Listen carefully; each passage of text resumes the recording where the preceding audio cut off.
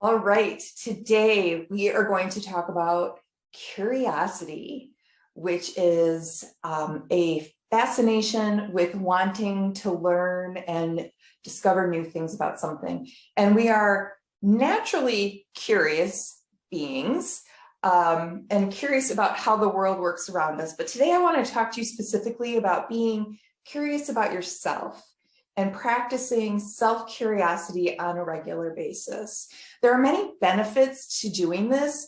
One is that becoming and developing a practice of self-curiosity helps us increase our patience with ourselves. So when we're working towards new goals and trying new things, approaching it with a spirit of self-curiosity instead of a spirit of self-judgment helps us become more patient with ourselves and the journey that we're on.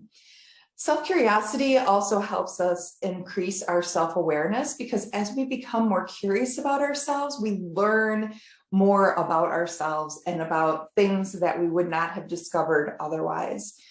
Another benefit of self-curiosity is that it increases our creativity because we discover new things again that we would not have known otherwise. One of the best benefits, however, to developing a regular self-curiosity practice is that it really can help us reduce our self-judgment. And so there are some practices that I would like to teach you that involve journaling. And one of the practices is developing a question set that begins with the question stem, what if?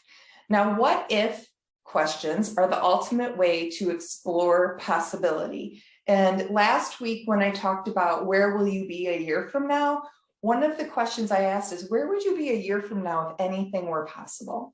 So I want to have you continue that work by asking yourself an open-ended question that begins with what if? So here are some question stems to get you started. A lot of times when we say, like, for instance, where will you be a year from now? The gut response is, I have no idea. And so one of the questions that I want you to consider is, what if I did know? Saying I have no idea is just your brain's way of keeping you in your comfort zone. So you don't explore possibility. But if you ask yourself, what if I did know? You encourage your brain to push through that and to come up with some ideas for you.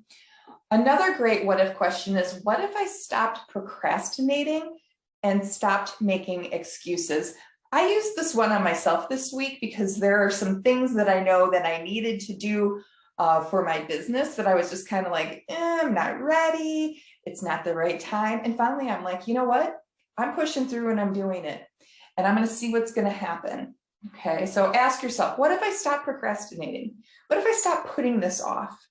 What might happen? What might become available to me? Another really great what if question is, what if I stopped letting fear make the decisions in my life?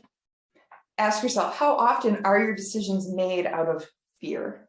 Fear of growing, fear of change, fear of discomfort. Those are all really very popular tactics that our brain loves to use, again, to keep us in our comfort zone. So what if I stopped letting fear make my decisions and I started making my decisions for myself? Another really great what if question is, what if I just tried? I don't even have to be successful. What if I just tried? And finally, what if this was actually easy? The brain loves to try to complicate things, again, as a way of keeping us in our comfort cave. So I encourage you to develop a practice of self-curiosity, see what you discover, see where it leads you. You just may surprise yourself. So get out your journal and start asking yourself some what if questions. I can't wait to see what answers you come up with.